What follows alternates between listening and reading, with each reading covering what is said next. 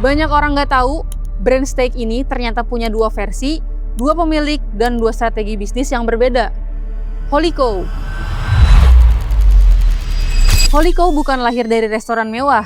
Brand ini justru dibangun dari warung steak tenda sederhana di kawasan Radio Dalam, Jakarta Selatan.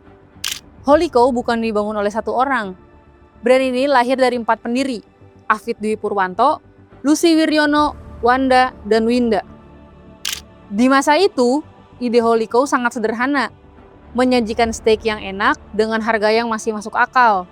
Bukan fine dining, bukan restoran mahal, tapi steak yang bisa dinikmatin banyak orang. Dan ternyata pasar menyambutnya dengan sangat baik. Holiko cepat dikenal, antrean panjang, word of mouth menyebar. Nama Holiko mulai identik dengan steak Wagyu yang terjangkau. Kesuksesan ini membuat para pendirinya berpikir lebih besar. Kalau di Jakarta bisa ramai, kenapa tidak coba ke luar negeri? Akhirnya, sekitar tahun 2011, Holiko membuka outlet di Singapura, tepatnya di Lucky Plaza. Bagi brand yang lahir dari tenda, ini lompatan besar. Holiko resmi menjejak pasar internasional. Namun, realitasnya tidak semudah itu. Singapura memiliki regulasi F&B yang jauh lebih ketat. Masalah utama datang dari SDM. Mereka kesulitan membawa tenaga kerja dari Indonesia, sementara merekrut karyawan lokal biayanya jauh lebih mahal. Di sisi lain, standar operasional di Singapura menuntut segalanya serba rapi dan profesional. Operasional pun menjadi berat. Outlet tersebut tetap berjalan, namun tekanannya besar. Dan setelah sekitar 1 tahun bertahan, outlet Holiko di Singapura ditutup. Penutupan ini bukan hanya soal menutup restoran, ada hutang ke supplier yang harus dibereskan, ada penalti penutupan outlet yang tidak kecil.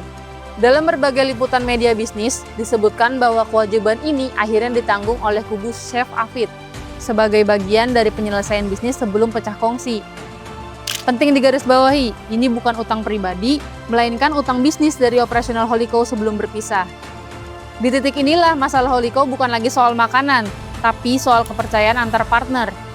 Bukan karena drama personal, bukan karena konflik sensasional, melainkan karena arah dan cara memandang masa depan bisnis sudah tidak lagi sama. Dan ketika sebuah partnership kehilangan trust, dipaksakan jalan bareng justru bisa menghancurkan segalanya. Pada tahun 2012, keempat pendiri Holiko sepakat untuk pecah kongsi.